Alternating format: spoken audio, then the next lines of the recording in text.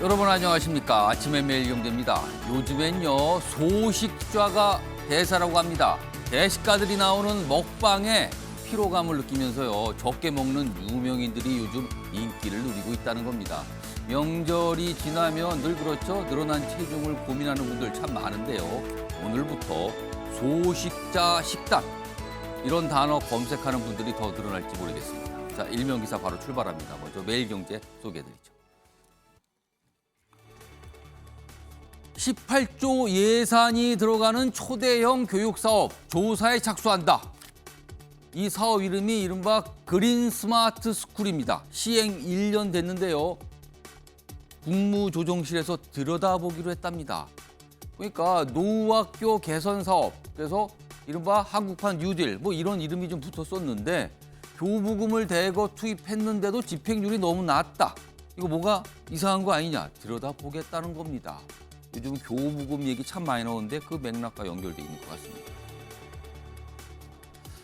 다음은 한국일보 보시죠. 피부 미용에 코 성형까지 실손보험 좀먹는 과잉 진료. 그러네요. 이거는 실손보험과 이게 같이 가기가 어려워 보이는데요.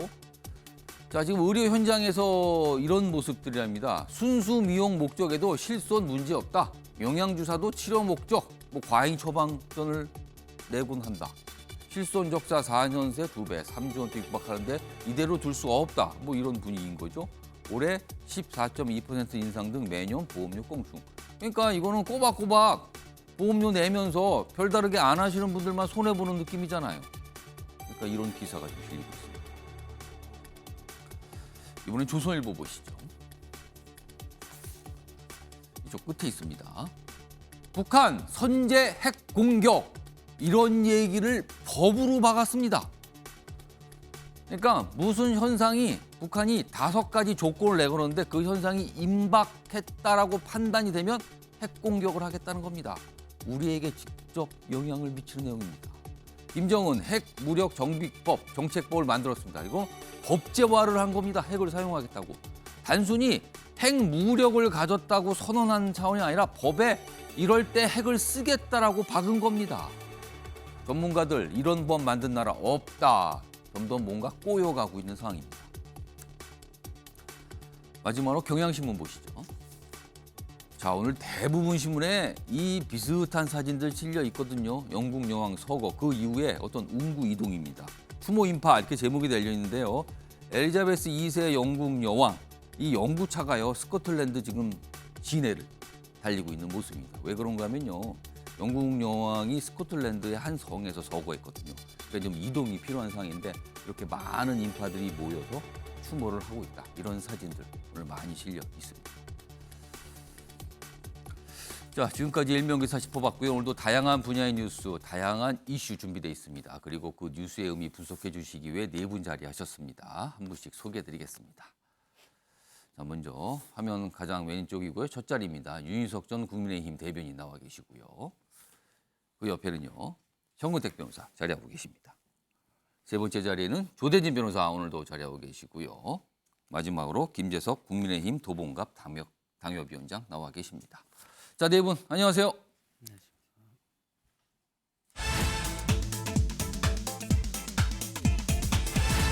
아침에 매일 경제 첫 번째 이슈 키워드로 확인해 보겠습니다. 첫 번째 키워드입니다. 입맛대로 해석. 짐작이 가시죠? 어떤 명절 연휴가 끝나면 정치인들 지역구, 고향에 내려가죠. 그리고 민심을 듣고 옵니다. 그리고 언론에 얘기하죠. 그런데요, 그 민심이요. 가만히 듣고 보면은 서로 다른 나라 다녀온 것 같아요. 같은 민심인데 완전히 다르게 설명합니다. 해석이 다르다는 걸로는 충분하지 않을 지경도 많습니다. 이번에 역시 그런 것 같아요. 자, 기사로 하나씩 확인해 보겠는데요. 먼저 사진 하나 준비했습니다. 많이 보셨을 것 같아요. 연휴 때 꽤 많이 회자됐던 윤석열 대통령의 모습인데요. 지난 9일입니다. 9일. 그러니까 9일이니까 연휴가 시작되는 날이죠. 명동성당에 무료 급식소가 있는데요. 여기서 윤석열 대통령이 직접 급식을 했는데 특징은 여기 보시면요. 여기 잠깐 좀 크게 볼까요? 아래쪽에 음식을 좀 보겠습니다. 이거 아시는 분은 아실 것 같아요. 김치찌개입니다. 윤석열 대통령이 잘하는 음식이 김치찌개하고 계란말인데 이날 김치찌개를 본인이 직접 끓였어요. 본인의 레시피대로. 그리고 급식을 했습니다. 제목은 이렇죠. 무료 급식소에서 700인분 김치찌개 끓인 윤 대통령. 이런 모습이 있었어요. 다음 보시죠. 그리고 뭐 이렇게 다른 요리도 만들고 아무튼 뒤에 보면 여기 경호원으로 보이시는 분은 아주 긴장한 상태로 서 있죠 지금. 하여튼 이런 상태였습니다. 급식했습니다. 뭐 명절, 휴일을 맞아서 대통령이 할 수 있는 모습인데 이 사진에서 주목되는 건요. 대통령 혼자라는 거죠. 보통 이런 자리는 대통령의 경우 부부가 같이 하는 게 보통이죠.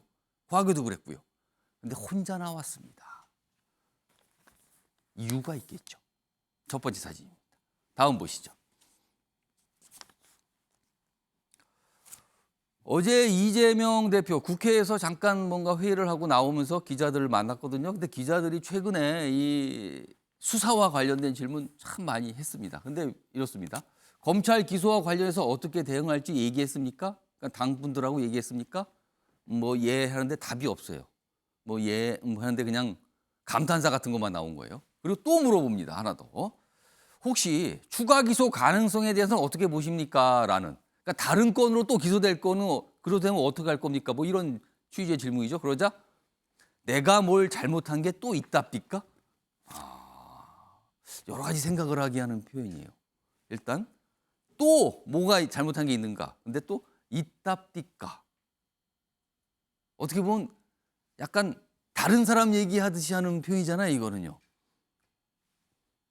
주목받았습니다. 어제. 이거를 영상으로 좀 보여드리면 좋은데 영상은 없어요. 그냥 이렇게 취재만 된 내용입니다. 이렇게 돼 있습니다. 일단 두 가지입니다. 앞서서 윤석열 대통령 김치찌개 끓였는데 혼자서 했다는 부분, 그리고 이재명 대표는 자꾸 추가 수사, 추가 기소에 대한 질문을 받는데 뭐 반응이 좀 나온 부분, 이 두 가지입니다. 자, 이 두 가지와 관련된 기사 다음에 있습니다. 한꺼번에 나옵니다. 보시죠. 추석 연휴 직전에 이뤄졌던 그리고 추석 연휴 기간 공개가 됐던 여론조사 결과입니다. 자, 이재명 수사는 정당하다. 이게 한 50% 나왔습니다. 그리고 김건희 특검 찬성한다. 55% 나왔습니다. 둘 다 과반이 넘은 겁니다. 자, 그렇다면 국민 전반의 여론이 지금 어떤지를 보여주는 거잖아요. 절반 넘어갔으니까요, 둘 다. 여기 아래로 가겠습니다. 좀 더 보죠. 이거는 SBS 그다음에 넥스트 리서치 조사인데요. 이렇게 돼 있습니다. 민주당 이재명 대표 수사 뭐 어떻게 생각하는지 이게 보면요. 법과 원칙에 따른 수사다. 그러니까 타당하다. 50.3. 정치 보복 수사다. 42.8.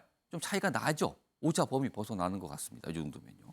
근데 민주당 김건희 특검법 발의에 대해서 적절하다가 55, 적절하지 않다가 36.9. 요건 좀 차이가 납니다. 공통점은 두 사안 모두 반이 과반이 넘어간다는 겁니다. 지금 이게 여론이라는 거죠. 지금. 자, 그럼요. 이 내용을 포함해서 어제 국회에서 여야가 뭐 추석 민심 관련된 얘기 좀 했습니다. 그리고 이 사안과 관련된 얘기도 했어요. 들어보시죠. 왜 정치 탄압입니까? 이재명 민주당 대표가 정말 사법 리스크가 없다라고 민주당 의원들도 생각할까요? 역대 최악의 겹겹 방탄 뒤에 숨은 이재명 대표는 민심을 기만하지 말고 법과 국민 앞에 서라. 지난 선거 기간 동안에 국민의힘에 대해서 고소 고발이 이루어졌던 게 60여 건에 이릅니다.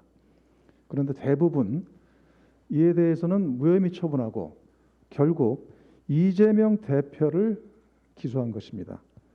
윤석열 대통령과 부인이신 김건희 여사에 대한 면죄부가 줄을 잇고 있습니다. 국민의 분노가 임계점에 이르고 있습니다. 자, 이 얘기 좀 해보죠. 언론들이 비슷한 조사를 했는데 두 가지가 나왔어요. 근데 두 가지 모두 비슷한 숫자들이 나와 있는 거거든요. 여기 대표적으로 여기는 이 SBS 넥스트 리서치 조사를 쓰고 있는데, 자, 요거에 대해서 하나씩 좀 오늘 정당 소속 분들이 나와 계시니까 질문도 드리겠어요. 먼저 윤유석 전 대변인. 요 김건희 특검 찬성과 관련해서 55%입니다. 그러니까 적절하다가 55고요. 적절하지 않다가 36.9니까 차이가 꽤 많이 납니다. 이 정도면 여론이 그렇다라고 봐야 될 것 같은데 어떻게 생각하십니까? 당에서는 지금 특검법 절대 안 된다는 입장이죠, 지금. 예, 특검법에 찬성하는 여론이 50%를 훨씬 넘네요. 예. 다른 조사에서도 비슷하게 그때는 예. 다른 조사는 숫자가 더 높게 나왔습니다. 대통령 배우자를 향해서 특검법까지 통과시켜서 수사를 하는 것이 과연 국익에 도움이 되느냐 이제 이런 생각을 많이 하게 되는데 예. 아마도 국민들께서 보시기에는 그 대척점에 있는 이재명 대표의 배우자 김혜경 여사에 대한 어떤 경찰의 소환 조사 이런 것들과 김건희 여사에 대한 어떤 수사기관의 처분이 공평하지 않다, 다르지 않느냐라는 인식을 많이 하시는 것으로 생각을 합니다. 근데 중요한 것은 그럼 이 상황을 예. 국회에서 특검법까지 통과시켜서 해결해야 하느냐는 것은 좀 다른 문제라고 저는 보는데 국민 감정상 어찌되었건 지금 수사기관의 김건희 여사에 대한 여러 예. 혐의에 대한 어떤 불기소 처분은 국민적으로 좀 받아들이기 어려운 부분이 있다. 즉 의혹이 완전히 해소되지 않았다. 예. 그런 것은 인정을 해야 될 것 같고 어. 그런 상황에서 이 특검법을 어떤 식으로 여야가 국회에서 논의를 하느냐 여부가 가장 중요하다고 봅니다. 민주당에서도 이 특검법이 꼭 통과될 거를 전제로 하고 예. 지금 어떤 정치 공세를 하는 걸로 보이지는 않아요. 그러니까 통과가 어렵다는 걸 또 민주당이 알고 있는 거 아니냐. 뭐 이런 시각이 많죠, 지금요. 예. 그래서 정치적 해법이 좀 나와야 되지 않는 것 아니냐. 아. 제가 말씀드린 것은 다른 게 아니고 예. 대통령의 배우자라는 그런 특수한 위치에 있는 대상을 특검법을 통해서 수사를 하는 것이 과연 국익에 도움이 되느냐 이 점만을 저는 생각을 한 겁니다. 이 조사 보면은요, 여기 보면 특검 필요성, 그러니까 도이치모터스 주가 조작 의혹, 허위 경력 의혹에 대한 특검 필요성, 이건 더 높아요. 62.7이거든요. 근데 이 여론이 계속 이런 식으로 추세가 간다면 지금 국민의힘은 특검법에 대해서 굉장한 거부가 안 된다는 거잖아요. 근데 마냥 거부만 할 수 있는가? 여론의 부담, 여론의 압박이 너무 커지는 거 아닌가? 이럴 경우는 당은 곤란해지는 거 아닙니까? 여론의 어떤 압박을 무시할 수가 없겠죠. 예. 따라서 국민의 입장에서는 예. 국민 여러분들께 이 특검법이 가져올 어떤 파장이라든지 특검법에 불필요한 어떤 부분 이런 부분 그리고 이 내용적으로 볼 때 도이치모터스 주가 조작 사건과 관련한 어떤 실상 같은 것을 국민들께 설득할 필요가 더 있다고 저는 보고요. 어찌되었건 국민들께서 지난 대선부터 나온 이 의혹에 대해서 아직도 궁금증을 갖고 계시는 상황이기 아직도 때문에 이렇게 개운하지 않다라는 게 이 여론에 보이는 거잖아요. 예, 그 부분에 대해서 말끔하게 해소할 그런 의무를 갖고 더 국민들께 상세하게 설명드리는 그런 자세가 필요한 시점이다. 이렇게 정리하겠습니다. 유석 전 대변인께서 그냥 애써서 지금 설명을 해 주셨어요. 아무튼 이 상황에 대해서 아무튼 이게 굉장히 좀 민감할 수도 있거든요. 사실은 당 차원에서. 자, 앞선 기사 다시 보겠습니다. 이번에는 조대진 변호사. 네. 이재명 수사 정당하다. 이게 50.3이 나왔어요. 그리고 다른 여론조사에서도 비슷하게 과반을 넘는 숫자가 나왔거든요. 여기 보시면 적법 수사 문제 없다 50.3 이건 더 높아요 지금요. 그리고 문제 있다고 하고 한 10% 정도 간격을 벌이고 있는 거잖아요. 그럼 일단 과반은 넘어갔기 때문에 여론이 이렇습니다. 근데 조대진 변호사? 네. 근데 이제 민주당은 계속 정치 보복이라고 그러잖아요. 이걸 또 여론의 압박 받는 거 아닙니까 그럼?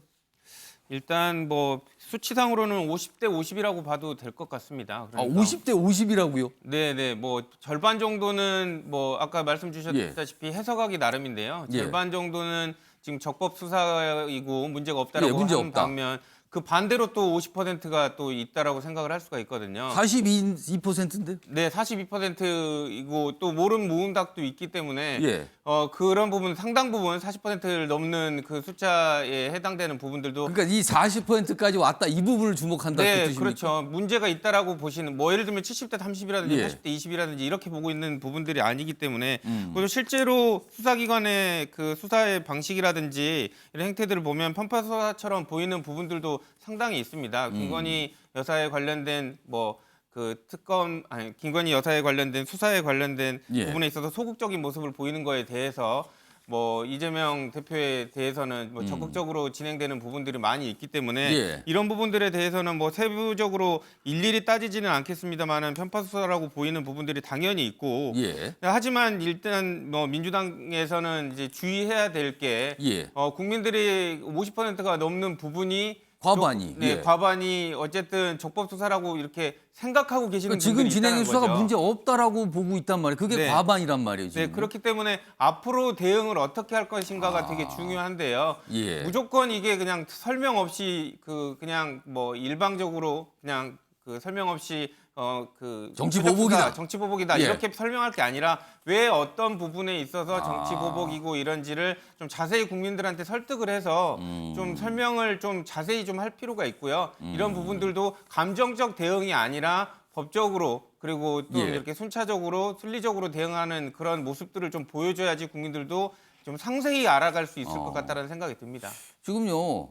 각각 국민의힘 소속이신 윤희석 전 대변인, 그다음에 민주당 소속인 조대진 변호사 얘기 들어봤어요. 그리고 제가 두 분이 답하기에 곤란한 약간 어려운 두 가지 질문을 던졌거든요. 근데 설명 과정은 시작은 다르지만 결론은 그거네요. 약간 문제가 있어 보이지만 설명을 잘하면 국민 설득할 수 있을 것 같습니다. 약간 이 두 분이 공통적으로 그렇게 말씀을 하시는데요, 지금요. 과반 넘은 거 압니다. 그런데요, 그럼에도 불구하고 설명을 좀 잘하면 국민들께서 당을 이해해 주지 않을까요? 이거로 지금 답변들을 두 분 하셨어요. 어제 비슷하게요, 여야가 그런 분위기에 답을 좀 내놨거든요. 다음 기사 좀 보시죠. 차가운 추석 민심에도 여야 사법 정치만 과열이다. 이렇게 좀 돼 있고요. 아래로 갑니다. 대선 연장전 같다 마치 지금. 뭐 역시 이제 같은 여론조사 내용 소개하고 있는데 양 당의 비호의적인 평가에도 그렇습니다. 두 가지 사안 모두 반 이상이 그렇게 보고 있거든요. 비호의적인 거 맞죠? 그런에도 불구하고 입맛대로 해석했다. 이러니 협치는 사라진다. 입맛대로 해석하게 되면 더 싸우게 되는 거거든요, 지금요. 자, 그럼요. 입맛대로 어떻게 해석을 하고 있는지 먼저 민주당에서 어제 그러니까 이재명 대표에 대한 수사, 기소 이 사안과 관련해서 질문을 받고 민주당에서 내놓은 설명이 있어요. 들어보시죠. 내부적으로 한 여론조사에 따르면 이 김건희 여사의 특검에 대해서는 압도적으로 다수가 지지한다는 여론이었고, 그다음에 이재명 대표에 대한 이 수사 기소가 부당하고 편파적이다 라는 거에 대해서는 그에 호응하는 여론이 높게 나왔습니다. 더 높다가 중요한 것이 아니라 특검의 필요성을 지적하고 있다라는 그 여론을 말씀드립니다. 뭔가 회피하는 것 같죠? 그러니까 이재명 대표에 대한 수사가 표적 수사가 아니라는 여론이 50% 넘잖아요. 그 질문이 나왔는데 자꾸 특검 얘기를 합니다. 그리고 약간 마지 못한 듯 표적 수사 관련된 그 부분은 그래도 높잖아요. 이겁니다, 설명이. 어제 반복됐습니다, 그게. 두 명에게. 자, 형국택 변호사. 이재명 대표에 대한 수사, 물론 간격의 차이는 있어요, 특검하고. 그렇지만 50% 넘었다는 걸 민주당은 굉장히 심각하게 봐야 되는 거 아닙니까? 뭐 어쨌든 국민들이 보기에는 뭐 예. 수사의 정당성이 있는 거 아니냐, 뭔가 죄를 지었으니까 기소한 거 아니냐 이제 이렇게 보는 것 같습니다. 예. 아마 이제 결국은 이제 두 가지 지금 뭐 혐의라는 게 이제 거짓말, 모른다는 게 혹시 거짓말 아니겠느냐. 예. 그다음에 이제 뭐 협박을 했다는 게 협박까지 갔겠느냐 뭐 이건 것 같은데. 뭐 저도 그렇게 봅니다. 왜냐하면 이게 허위 사실 공표냐 아니냐는 약간 법률적인 부분이에요. 예. 법률적인 부분이기 때문에 좀 뭐 일반적인 여론과 아니면 법률적인 판단이 좀 다를 수 있다고 보는데, 근데 저는 근본적인 의문이 지금 비교하는 게 특검이 정당하냐 아니냐와 이재명 대표에 대한 수사가 정당하냐 아니냐를 비교하는 건 저는 잘못됐다고 봅니다. 왜 그러냐면 김건희 여사에 대한 수사가 정당하냐 안 하냐, 예. 이재명 대표에 대한 수사가 정당하냐 안 하냐, 그거 비교하는 건 맞아요. 수사를 갖고 비교하는 거니까. 수사 상황에 대해서. 그렇죠. 예. 근데 특검이 정당해야 되냐 아니냐 이건 약간 정치적인 판단 부분이에요. 근데 이제 김건희 여사에 대한 수사가 정당하냐 부당하냐는 갭 차이가 굉장히 큽니다. 한 40%까지 나가고 있거든요. 그렇죠. 상대적으로 좀 커요. 3배 정도까지 차이 납니다. 넓게 납니다. 그게 이제 저는 여론이라고 봅니다. 그러니까 아. 뭐 물론 여론이 이제 차이가 얼마나 나는 걸 따질 필요가 있냐 보지만 이재명 대표에 대한 수사는 뭐 한 자리 수거든요. 8에서 10% 정도 차이. 예. 정당 부당 차이가. 예. 근데 김건희 여사의 수사가 정당하다 부당하다는 제가 그 MBC 조사에서는 40% 차이예요. 3배 정도가 차이 납니다. 그만큼 국민들이 보기에는 수사가 기본적으로 불공정하다고 생각하는 건 저는 맞다고 예. 봅니다. 그러니까 형평성이 떨어진다고 보는 거거든요. 그런 부분이 있는데, 그래도 어쨌든 이제 민주당에서 지금 해명하고 있는 이 수사가 부당하다, 정치 탄압이다라는 게 그렇게 썩 뭐 과반 이상의 지지를 못 받고 있는 건 맞기 때문에 그러니까 그 그게 부분에 계속 대해서는 그런 식으로 반복한다면 여론의 호소가 되는 그러니까 건가 그게? 정치적인 예. 탄압이다 이런 것보다도 제가 보더라도 이 수사가 왜 잘못됐는지 아니면 법률적인 설명이 더 필요한 것 같고 그다음에 예. 아마 이 수사가 계속 뭐 정치 탄압이다 이런 것보다는 그래도 뭐 민생을 챙겨야 된다 아니면 정기국회에서 우리가 민생을 챙기겠다 그 방향으로 가는 게 제가 보기에 조금 더 호응을 받지 않을까 이렇게 보고 있습니다. 향후에 지금 검찰 수사, 경찰 수사가 여러 갈래로 있잖아요. 그러면 아마 추가적인 기소가 물론 아까 추가 기소 가능성에 대해서 묻자 뭐 또 있답디까 뭐 약간 이런 반응이 나왔어요. 이재명 대표의. 근데 향후에 그럴 가능성이 있다는 게 정치권의 보통 시각이거든요. 추가 기소 가능성이 얼마든지 있다. 그럴 경우에는 여론이 더 나빠지는 거 아닙니까? 자꾸 기소가 이루어지게 되면. 그거는 제가 보기에는 아마 뭐 여당에서는 그걸 바랄 것 같은데요. 계속 예. 뭐 대선 때부터 끌어왔고, 근데 뭐 검찰도 그러니까 아마 제가 보기에 뭐 기소를 하려고 하겠죠. 예. 지금 기소 부분도 저는 뭐 법적으로는 큰 문제 없을 걸로 보고 있는데 기본적으로 그런 것 같습니다. 아마 이제 사법 리스크를 계속 어쨌든 이슈화하려고 할 것이고 예. 지금 뭐 윤석열 대통령, 한동훈 장관 다 검찰 라인 쫙 깔아놨잖아요. 예. 그럼 당연히 뭐 수사하고 기소하겠죠. 뭐 이른바 사정 정국이다 이런 표현도 그렇죠. 나오는데요. 그걸로 뭐 어차피 지금 인생이라든지 경제라든지 외교 안보 문제에 대해서 큰 능력을 보이긴 사실 어렵거든요. 대부분의 뭐 무능력하다는 건 이미 결론이 났기 때문에 예. 그러면 이제 그쪽으로 끌려가고 할 텐데 예. 그렇다고 해서 과연 그게 계속 뭐 정부 여당에서 그쪽으로 몰고 갈 수 있겠느냐 저는 그렇게 보지 않고요. 지금 사실은 어찌 보면 이제 수사라는 부분이 뭐 정쟁의 중심에 되는 게 저는 뭐 그렇게 좋지는 않다라고 보고 있습니다. 결국은 정치의 역할이 뭐 찾아야 예. 되는 부분인데 그 부분은 아마 뭐 여야 간 지금 이재명 대표도 계속 뭐 영수회담 하자 이렇게 나오고 있거든요. 그러니까 여당 내에도 좀 정리가 돼야 되겠지만 여야 간에 어쨌든 좀 협치의 모습을 보이면서 뭐 여야 간에 뭐 영수회담이라든지 예. 이런 걸 해나가면서 민생을 챙길 필요가 있다 이렇게 보고 있습니다. 유석 전 대변인이 현구택 변호사 말씀을 듣고는 갑자기 손질을 딱 하셨어요. 발언 기회를 달라는 건데 제가 한 1분 드릴게요. 뭐 어떤 반론하실 것 같은데요, 지금? 예, 제가 저 현 변호사님 말씀에 뭐 반박하는 건 아니고요. 예. 윤석열 대통령이 검찰 출신이라는 거 모르고 국민들이 뽑은 건 아니잖아요. 그래서 꼭 이 정권에서 어떤 보복 수사를 한다 이런 프레임으로 생각할 필요는 없을 것 같고 어쨌든 혐의가 대선 과정에서 나왔기 때문에 수사는 진행한다. 예. 그리고 김건희 여사에 대한 부분은 수사를 마쳤는데 예. 그 결과에 대해서 미진한 부분을 인정하는데 그리고 국민들께서 그렇게 받아들이는 것으로 예. 여론이 나왔으니까 그것은 받아들이는 입장인데 그것을 특검을 통해서 해결하는 것이 과연 맞는 방법이냐? 방법에 대한 약간 다른 생각이 있다 그 말씀인가요? 네, 제 생각은 그겁니다. 알겠습니다. 그래도 앞선 첫 번 발언보다 조금 나가셨네요. 문제가 있어 보이긴 하지만 그게 꼭 특검해야 됩니까? 약간 이런 분위기로 말씀하셨어요, 지금요. 다음은요. 여당 내에서 나오는 목소리인데 이 상황과 관련해서 어제 정진석 비대위원장이 한 말이 있습니다. 먼저 그 얘기부터 들어보시죠. 대한민국 법은 대통령도 감옥에 보내는 지엄한 법이에요. 누구도 예외 없이 엄정하게 법의 처리를 겸허한 마음으로 기다리는 것이 맞다. 지엄한 법. 어떻게 보면 상당히 뭐랄까요. 사극에서 나오는 막 이런 표현 같은데 그런 법 얘기라고 누구나 다 적용되는 거다. 뭐 이런 걸 강조하죠. 물론 그 앞서서 특검이 아니라 이재명 대표에 대한 수사 얘기를 하면서 나온 말이었습니다. 그 뒷부분이었는데 그리고 나서 어제 언론 인터뷰에서 이런 얘기를 합니다. 김건희 여사 문제는 민간인 신분으로 있었을 때 일이다. 민간인 신분. 이걸 강조하죠. 그리고 문재인 정권 때 수사했다. 당시 검사들이. 근데 문제 없다고 하지 않았는가. 이거는 어떻게 보면 국민의힘에서 반복적으로 강조하는 부분이에요. 과거 정권이 탈탈 털지 않았습니까? 약간 이 취지죠. 그리고 이 얘기를 합니다. 특검법 받아들일 수가 없다. 절대 안 된다는 거예요. 이 얘기까지 했습니다. 어제 인터뷰 내용입니다. 가장 최신 인터뷰입니다. 김재섭 위원장. 근데 아까도 말씀드렸지만 그냥 안 돼 하고 넘어갈 수 있는 분위기입니까? 이제 뭐 여론 조사에 따르면 아까 예. 말씀하신 대로 굉장히 높게 그 김건희 여사에 대한 특검법이 있어야 된다라는 사실 여론 조사도 있기 때문에 이것을 당연히 국민의힘 내에서도 가볍게 받아들이지는 않고 있습니다. 근데 이제 정진석 비대위원장께서 이제 말씀하셨던 내용 중에 핵심적인 내용이 이제 바로 이런 거 아니겠습니까? 이제 문재인 정권 검사들이 오랫동안 수사를 했지만 혐의점을 발견하지 못했다라는 것이 저는 핵심이라고 생각하거든요. 앞서서 현 변호사님께서 수사의 불공정성이 있을 수 있다라고 한 말씀을 하셨는데 그럼 문재인 정부 내에서의 검찰 수사가 불공정했다라는 말처럼 저는 들렸거든요. 그럼 문재인 정부 때 불공정하게 이루어졌던 수사를 윤석열 정부 때 다시 특검을 만들어서 그것을 파헤쳐서 다시 한번 수사를 한다라고 하는 것이 어떻게 좀 납득이 좀 잘 안 되는 부분이 좀 있습니다. 최근에 또 김건희 여사에 대한 특검법 여론이 높아진 데에는 예. 사실 뉴스타파의 보도도 저는 큰 한 몫을 했다고 생각을 하거든요. 이렇게 된 거면 문제 있는 거 아니냐. 뭐 이것이 통상적인 절차인 건 맞느냐.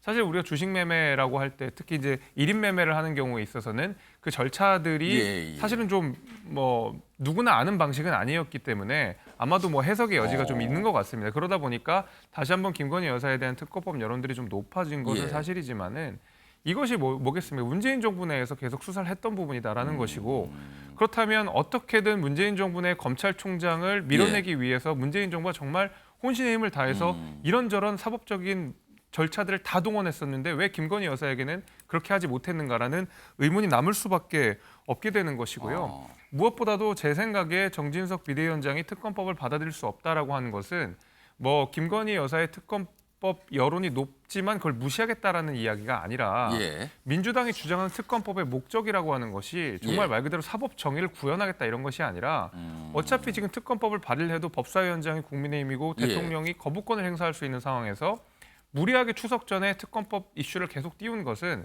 결국 이재명 대표에 대한 수사 이것을 동등하게 같이 균형 있게 언론에 내보내고 싶다라고 하는 정치적 목적인 것이거든요. 그럼 여당의 당 대표격인 비상대책위원장 입장에서는 이것이 사법 정의를 구현하는 것도 아니고 수사의 공정성 확보하는 문제도 아니라 그러면 민주당의 정치적 목적을 다 받아줄 필요는 없다라는 것이죠. 저는 아마 그런 그 취지로 특검법을 받아들일 수 없다라고 말씀하신 걸로 이해하고 있습니다. 정우택 변호사 아마 이 얘기하실 것 같은데 이 답 좀 해주시죠. 이게 계속 반복적으로 국민의힘 쪽에서 나온 말이에요. 문재인 정권 검사들이 이미 김건희 여사 관련된 의혹을 오랫동안 수사해서 혐의점을 발견하지 못했다. 그런데 왜 특검 얘기를 하는가? 이게 지금 국민의힘에서 반복적으로 나오는 주장입니다. 이거 어떻게 설명하시겠습니까? 다른 건 다 문재인 정부나 뭐 민주당 정부 때 못했으니까 우리 반대로 하겠다 이러고 있거든요. 저것도 좀 반대로 하세요. 그럼 그러면. 이것만 잘한 건가? 그러니까요. 뭐 예를 들어서 뭐 탈핵이든지 아니면 뭐 중국과의 관계라든지 다 그렇게 얘기하고 있잖아요. 어쨌든 정책은 뭐 아직은 잘 안 보여요. 그냥 문재인 정부에서 했던 거를 반대로 다 그렇게 하고 있거든요. 이것도 반대로 하시면 돼요. 저는 그렇게 말씀드리고 싶고 위에 민간인 신분이냐 공무원 신이냐는 아무 관계 없어요. 무슨 뭐 형사처벌을 할 때 이 사람이 예를 들어서 뇌물죄가 되냐 안 되냐 이런 건 이제 신분에 따라 달라지지만 민간인 신분이 시절에 이루어지기 때문에 뭐 수사 안 해도 된다. 그럼 말이 되는 얘기예요? 알겠습니다. 지금 뇌물죄 얘기하는 게 아니고 이거는 뭐 별 상관이 없는 그렇죠. 말이다 이거는. 그다음에 특검법 문제도 마찬가지로 지금은 제가 보기에 아마 결사 안 한다 그러지만 예를 들어서 내년에 뭐 총선이 앞두고 이렇게 해보세요. 지금 윤석열 대통령 지지율은 뭐 30대 초반 정도 머물러 있고 지금 특검 찬성률은 60% 넘어가지 않습니까?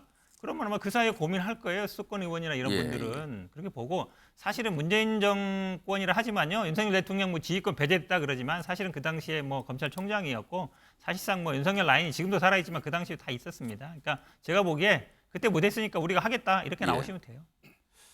유석 대변인 또 반론하신다고 손 들었는데 말씀하세요. 한 1분 드릴게요. 아니 지금 이게 민주당에서 이재명 대표 또는 김혜경 여사 관련한 그 법적인 부분, 그 행정 처리 과정에서 배임, 뭐 기타 등등 여러 가지 건에 대해서 맞불 성격으로 얘기한 거기 때문에 민간인 신분이라는 얘기를 한 겁니다. 이게 동료를 놓고 얘기할 수 있느냐, 김건희 여사 관련 부분이 그 부분을 얘기한 거고 아까 제가 수사가 잘못된 것을 인정한다는 게 아니라 국민들께서 수사의 미진한 점에 대해서 지적하시는 부분을 받아들인다는 거, 그 제가 정정. 여론이 그 정도 나오는데 이거는 예. 받아들여야 되는 거다. 예. 알겠습니다. 그건 바로 잡겠습니다. 치열합니다, 늘.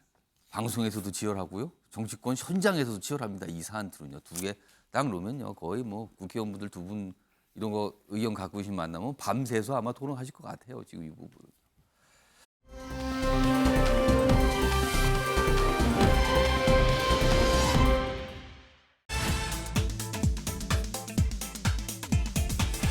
자, 두 번째 키워드 확인해 보겠습니다. 일단 뭉쳐. 여야가 이렇다는 것 같네요. 일단 뭉쳐라. 기사로 확인해 보죠. 먼저 민주당을 좀 다룬 기사예요. 반명 비명이 잦아든 민주당. 그렇습니다. 얼마 전까지 많이 싸우는 걸로 비춰졌는데 이제 잦아들었다는 거예요. 조용해지고. 그렇다면 이거는 뭉쳤다는 뜻이 되죠. 결사항전 태세 속에 친명으로 재편됐다. 요겁니다. 이재명 기소로 단일 대우가 형성됐다. 그러니까 외부에 적이 나타난 뜻으로도 들리기도 합니다. 측근 7인의 주요 당직 꿰찼지만 재선 의원들 찢길 필요는 없다. 그러니까 별 얘기 안 한답니다. 차기 공천 앞두고 불만은 안 나오고 있다는 거예요. 잠복된 건가요? 그래서 친문에서 친명으로 교체가 되는데 약간 불안정한 거 아니냐, 요거. 상황 따라 다른 거 아니냐. 이런 얘기도 있는데 요거 짧게 조대진 변호사께 일각의 시각은 그렇습니다. 이게 임시연합이다 지금. 친문 친명의 임시연합이다. 왜 그런가 하면 이해관계에 따라서 지금 뭉치고 있는 것뿐이다. 총선 그리고 총선을 앞둔 공천을 위한 이해관계가 맞아서 조용히 있는 거지 만약에 그 이해관계에 뭔가 틈이나 갈등이 생기면 이거 다시 또 분열되고 싸운다. 굉장한 갈등은 잠복돼 있다. 이런 시가 있거든요. 이거 어떻게 보십니까?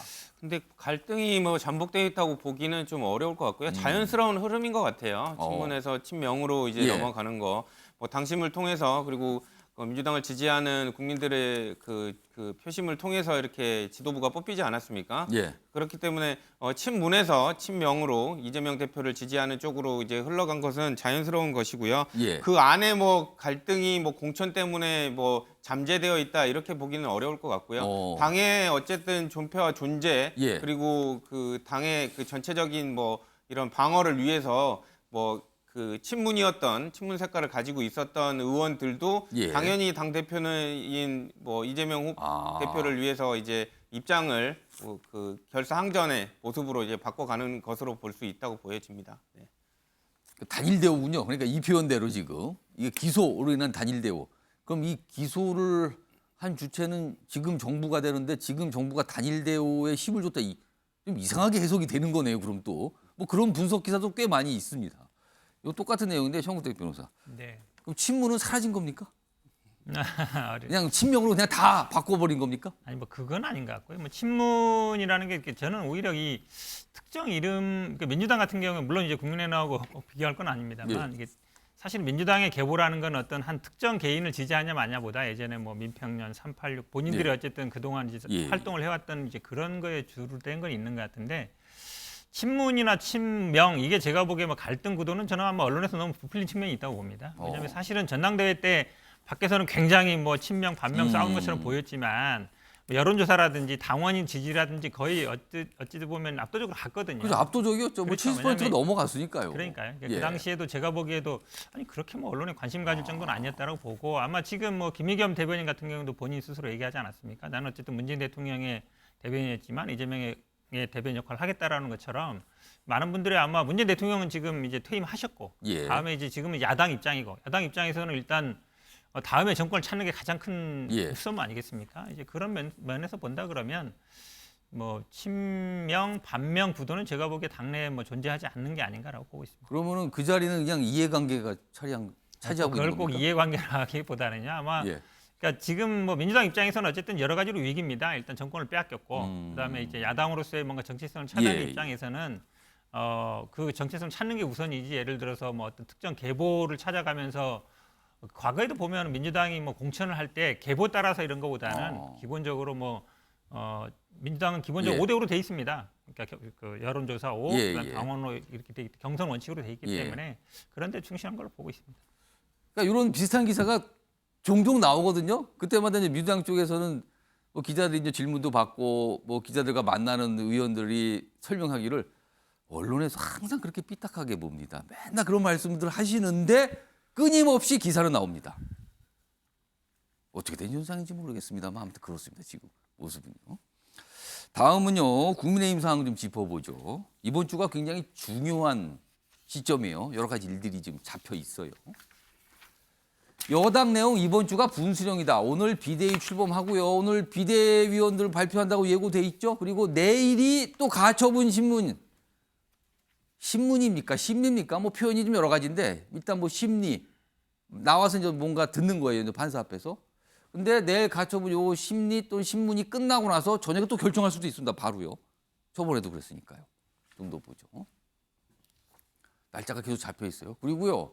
새 지도부가 후속사항 대처 의도 오늘 이르면 오늘 비대위 새 비대위원 인선 그리고 요 법원 신문 있고요. 또 뭐가 있냐면요.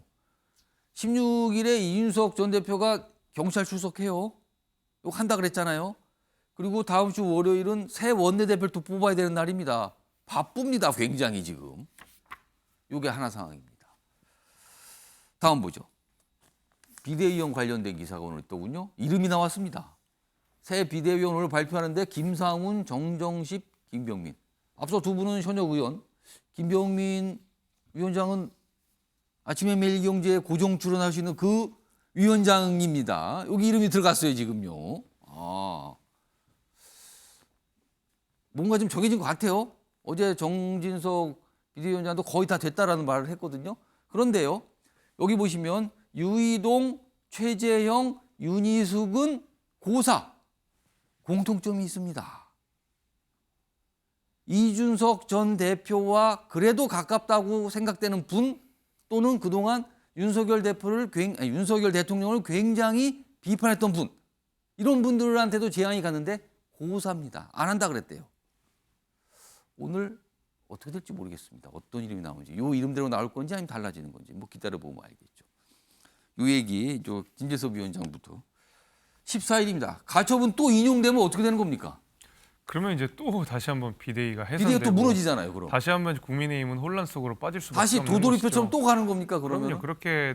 근데 사실 이제 지금 상황 속에서 만약에 이번에 비대위가 좌초가 된다고 한다 그러면 또 다시 비대위를 띄우기는 어려울 거라고 생각이 되고, 아마 전당대회 준비위원회를 띄워가지고 조속히 전당대회를 치르는 방식으로 아마 입장을 선회하지 않을까라는 생각도 좀 있습니다. 근데 물론 그러면 또 이준석 전 대표가 그 전당대회 준비위원회에 또 가처분 신청하는 거 아닙니까? 또 사실 이제 멈추라고? 무한 루프가 되게 되는 것이죠. 사실은 그래서 사실은 이런 그 상황까지 오지 않기 위해서는 처음에 이제 법원의 판단을 존중하고 최고위원을 보궐선거를 통해서 전국위원회 선출하는 방식이 말하자면 법원의 판단도 따르면서 당원 당규를 준수하는 방식이 될 텐데, 예. 사실 이런 그 공회전이 계속되는 방식이 여당의 입장에서는 굉장히 불편하고 불안하기는 합니다. 저는 그 자체가 계속 반복되니까 그 자체가 불안한 겁니다, 지금. 그렇죠. 그래서 사실은 이번 비대위도 예. 얼마나 갈지는 모르겠습니다. 아직 비대위원들 인선조차 불투명한 상황이고, 비대위가 실제로 얼마나 갈지 모르겠다, 이 얘기가 나오는 게 현실이군요, 지금요. 그러니까 많은 분들께서 지금 고사를 했다라고 언론 보도 내에서도 지금 나오고 있는 상황이기 예. 때문에 그렇게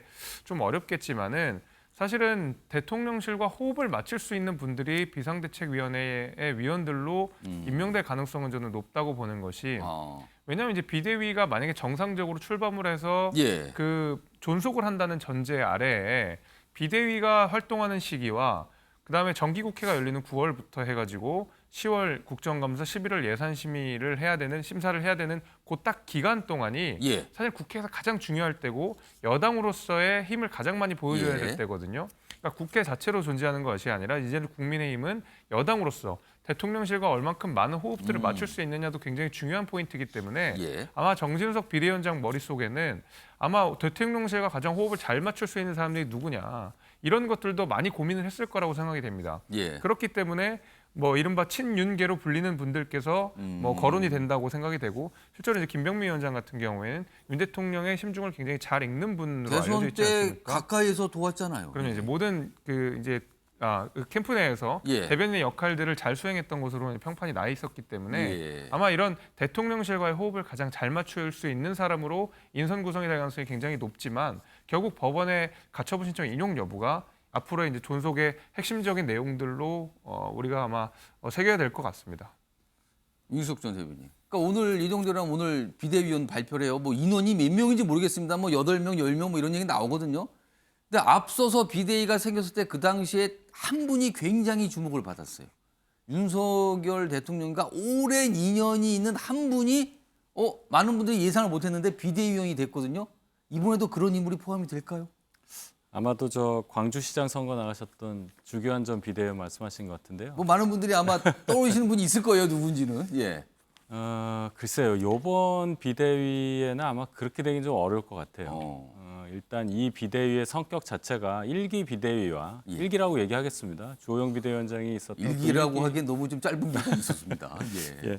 근데 그 비대위와 성격이 같을 수가 없고, 예. 지금 아까 김재섭 위원께서 말씀하셨지만은 많이들 고사하신다는 그런 상황. 물론 지금 정기국회를 앞두고 어떤 용산과의 유대감 예. 이런 것을 좀 강화할 필요도 있겠습니다만은 특별하게 지금 비대위에서 그런 역할을 할 수 있는 상황이냐 그런 것을 봤을 때 비대위원 구성과 예. 어떤 윤 대통령과의 관계를 연결짓기엔 좀 무리가 있다. 지금 당 상황에서는. 위주로, 당원 위주로, 그러니까 당에서 활동하시는 분 위주로 이렇게 꿀릴 가능성이 있다고 보십니까? 지금 당 상황이 예. 정말 어려운 겁니다. 저희가 지금 뭐 기존에 있었던 일반적인 상황인 것처럼 하고 있지만은 한번 생각을 해보세요. 법원 결정에 따라서 당의 어떤 예.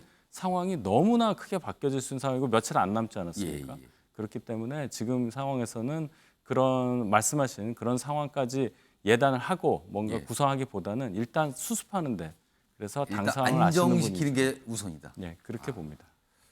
오늘 아무튼 예고가 됐습니다. 그럼 어떤 이름들이 오늘 공개가 될 겁니다. 일단 언론에서는 이 정도 아닌가라고 좀 미리 좀 썼습니다. 내용을.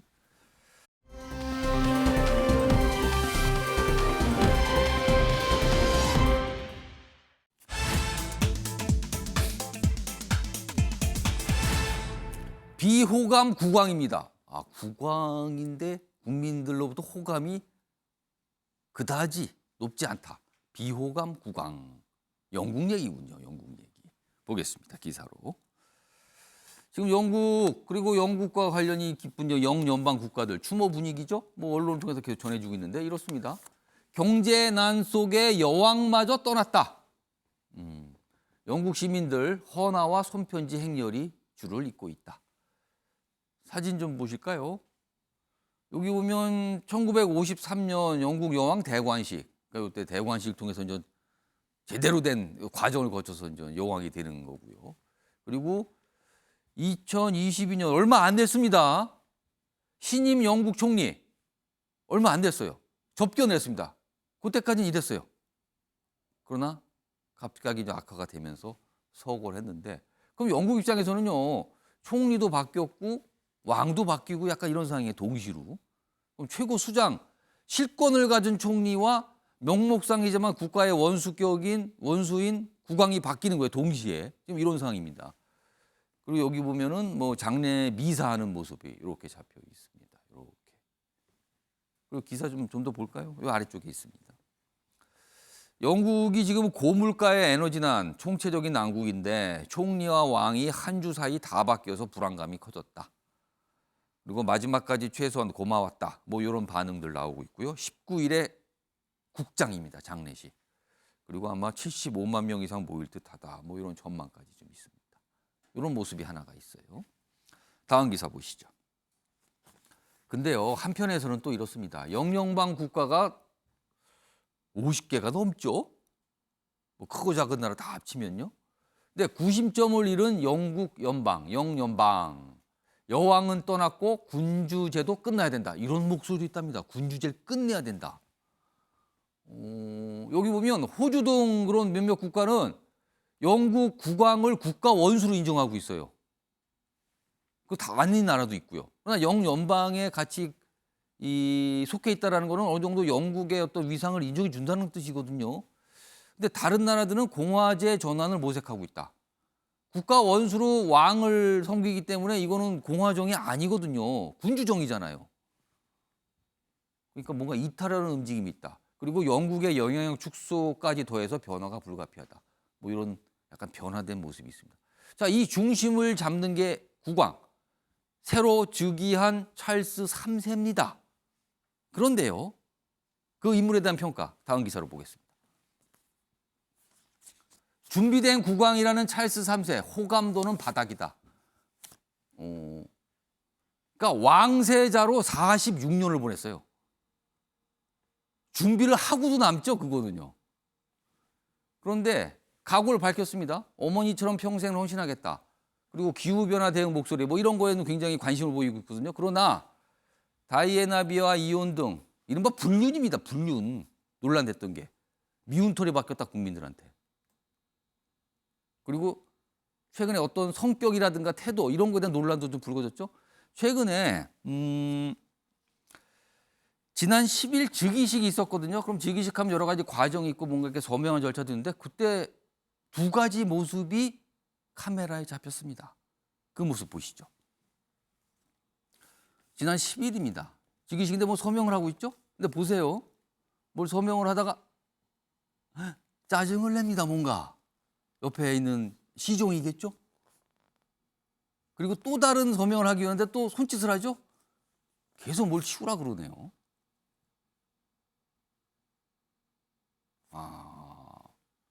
저 모습이 그대로 공개가 된 겁니다, 국민들에게. 근데 저런 모습은 선왕인 엘리자베스 2세 여왕에게는 볼 수 없었던 모습이었거든요. 굉장히 중요한 날 아닙니까? 그리고 본인을 위한 날인데 뭔가 짜증이 났나요? 아니면 예민해진 건가요? 지금 영국 언론들이 이걸 가지고 굉장히 말이 많습니다. 지금 이 장면들을 가지고요. 자, 김재섭 위원장. 특별히 이제 각국의 왕실에 대해서 관심이 많은 걸로 제가 짐작이 되는데 이거 좀 영국 연방을 유지하는 그러니까 리더십이거든요. 왕으로서 리더십. 근데 저런 모습이 나타났거든요. 영국 내가 지금 굉장히 시끄럽습니다. 저걸로.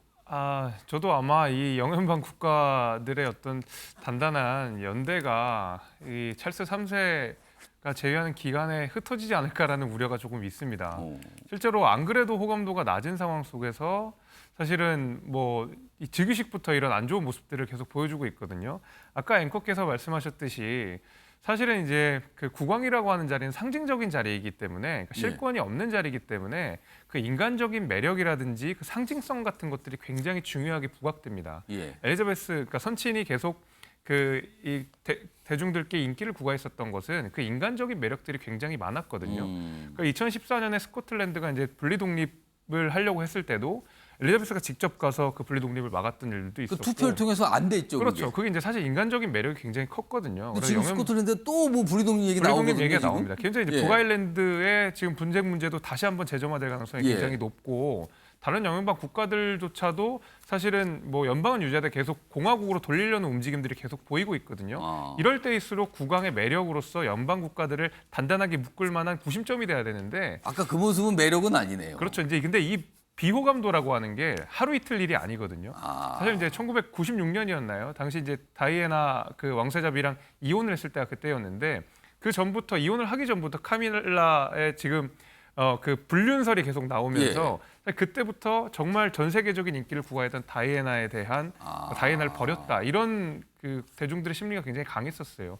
그리고 나서는 다이애나배가 그 죽고 나서도 다시 그 결혼하지 않은 상황에서 카밀라를 공식 석상에 데리고 오는 이런 모습들도 보여줬기 때문에 대중들의 반감이라고 하는 것이 사실 지금 하루 이틀 일이 아니고 거의 20년 가까이 된 캐캐 묵은 비호감도거든요. 그런 의미에서 아마 이 앞으로 영연방 국가의 그 미래가 굉장히 좀 불투명하게 됐다 이렇게 저는 예측을 하고 있습니다. 그러니까 실권은 없지만 상징적인 존재로서 다양한 방면의 리더십을 행사하는 거군요. 그러니까 국왕의 존재는 지금 21세기 국왕의 존재는 국민을 통합시키는 거. 뭐 이걸 최우선 과제라고 하는데 잘 될까? 그리고 아까 제가 설명을 좀 틀리겠네요. 여기 좀 다시 볼까요? 여기 보시면 1948년생인데요. 3세 때 48년 엘리자베스 2세 여왕이 뭐 장남으로 태어났다. 근데 일찌감치 왕세자가 됐대요. 아주 어린 나이에. 그래서 제가 아까 숫자를 거꾸로 말씀드렸어요. 46년이 아니고요. 64년입니다. 왕세자로 지낸 지가. 그러니까 뭐 준비할 시간은 차고도 넘쳤습니다. 그동안.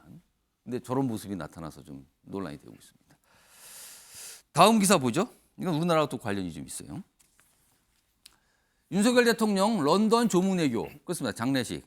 이 국장에 참석합니다. 그리고 이어서 20일 유엔 총회 첫 기조연설. 18일 출국합니다. 그리고 7일간 5박 7일입니다. 영국 그리고 미국, 캐나다 요 순서로. 그리고 김건희 여사 동행 이렇게 돼 있습니다. 정상회담 추진 뭐 이런 것도 좀 시도되겠죠? 아직은 확실하지 않습니다만. 전기차 문제 등등등 요거 해법 주목된다 이렇게 돼 있습니다. 조대진 변호사. 네.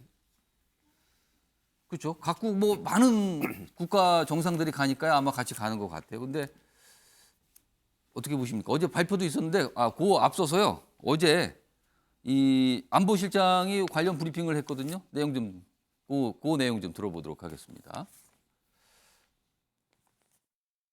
첫 방문지인 런던에서 윤 대통령은 9월 19일 엘리자베스 2세 여왕의 장례식에 참석하여 영국 국민과 왕실의 깊은 위로의 뜻을 전할 예정입니다. 9월 20일 유엔 총회 고위급 비조연설 첫날에 윤 대통령의 연설이 예정되어 있으며 조대진 변호사. 그러니까 대통령이 어떤 이런 뭐 조문 외교 등등 포함해서 해외 순방을 할 때는 동부인 이건 당연한 겁니다 원래요. 근데 항상 지금 윤석열 정부에서는 주목을 받고 있어요. 그 이 기사도 굳이 여기다 김건희 여사 동행이라고 썼어요. 제목으로 잘 보이게. 이유가 있을 겁니다. 앞서 갔던 나토 방문, 나토 회의 방문 이때 논란이 너무 컸기 때문에 아닙니까? 일단 뭐 김건희 여사가 방금 말씀해 주신 것처럼 배우자가 동행하는 거는 당연하죠. 예. 동행하는 건 당연한데 여러 가지 그 뭐 이슈들을 만들어내는 부분들 때문에 그리고 또 현재 또 뭐 조사 뭐 특검 이런 문제들이 또 있지 않습니까? 그렇기 때문에 뭐 좀 이렇게 좀 자명을 해야 되지 않느냐 뭐 이런 얘기들도 나오고 있는 게 사실입니다. 예. 근데 이제 이런 부분들을 뭐 너무 부각시켜 가지고 따라가는 것 자체가 문제가 있는 것처럼 민주당이나 뭐 이런 부분들도 문제 삼고 이상하게 볼 필요는 없을 것 같아요. 민주당이 그런 논평은 안 내겠죠? 네, 뭐 그렇게까지는 뭐 생각하지 않을 걸로 보이고요. 이제 다만 일단 뭐 특검에 관련돼서도 아까 나왔었지만 뭐 국민들이 이런 문제가 있는데도 불구하고 저기를 따라가네 이렇게 생각할 수도 있으니 예. 뭐 관련된 부분들에 문제가 있다라면 뭐 그런 부분들은 떳떳하게 응하고 뭐 이런 부분들에 관련돼서는 당연히 참석해야 될 부분들은 당연히 참석하고 문제가 없이 이렇게 응하는 것이 오히려 더 뭐 당연하다고 생각이 듭니다. 네. 윤석열 전 대변인. 요 김건희 여사 동행 부분 관련해서 지금 어제 대통령실 관계자들이 이제 기다린 취재를 통해서 혹시 요 동행하는 거 공식 일정 말고요 추가적인 단독 일정이나 별도 일정이 있습니까? 이거에 대해서 일단 없다라는 쪽의 설명이 많았어요. 뭐 아직 확실한 건 아닙니다만 방향이 좀 그렇습니까? 어떻습니까? 어떻게 들으셨습니까? 여러 의견이 있는 걸로 알고 있습니다. 그런데 아까 조대진 변호사님 말씀하셨듯이 대통령 배우자가 대통령의 해외 순방에 동행하는 문제에 대해서 이렇게까지 예. 관심을 갖고 원래는 굉장히 평범하고 당연한 건데. 예, 그 참 안타까운 현실이에요. 예. 대선이 워낙 격렬하게 경쟁이 치열했던 관계로 당사자인 후보자들뿐만이 아니라 후보자의 가족, 특히 배우자, 양쪽 배우자에 대해서까지 의혹이 너무 세게 드러났던 그 이후에 아직도 이게 정리되지 않은 상황에서 특검 얘기까지 나오는 이런 상황이기 때문에 저는 좀 그렇습니다. 외교적으로 물론 엘리자베스 여왕 자유민주 진영의 어떤 예. 수호자라는 그런 평가를 받는 분의 장례식에 동행하는 것은 마땅한 일인데 예. 그 일정 이후에도 분명히 또 똑같은 의혹들이 나올 거예요. 그렇게 제기를 할 겁니다. 분명히 뭔가 뭐 의상이 어떻니 뭐 아마도, 소위 말해서 아마도. 그런 예, 얘기들을 예. 할 겁니다. 예. 그런 것을 보는 국민들의 어떤 시선이 어떨까 이런 걸 생각해 보면 지나친 정쟁 몰이는 정말 좀 멈춰야 되지 않나 저는 그런 생각입니다. 조대진 변호사 전망대로라면 민주당이 뭐 별다른 논평에 포함시키지는 않을 것이다. 이런 내용에 대해서는 뭐 이런 전망을 해주셨는데 일단 어제도 사실은 대통령실 안보실에서 브리핑한 이후에 이제 질문 중에서 나왔습니다. 동행합니까? 그러니까 동행한다 확인을 해줬거든요. 이렇게 좀 써 있습니다. 그래서.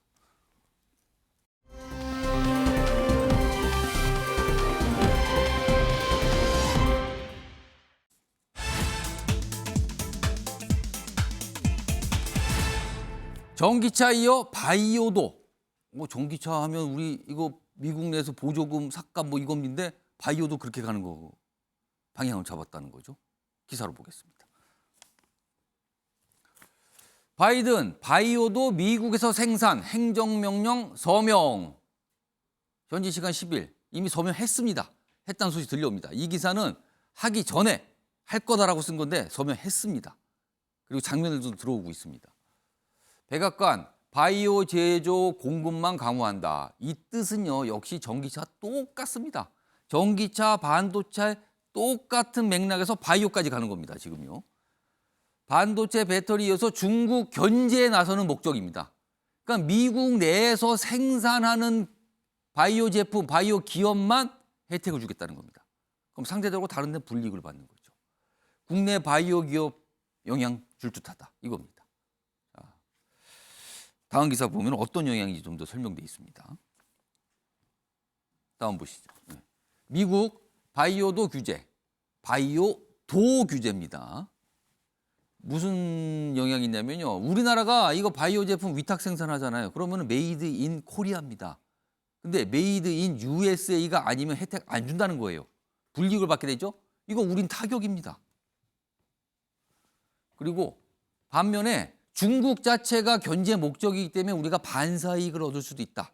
이건 혜택을 볼 수 있는 측면으로 또 설명이 돼 있어요.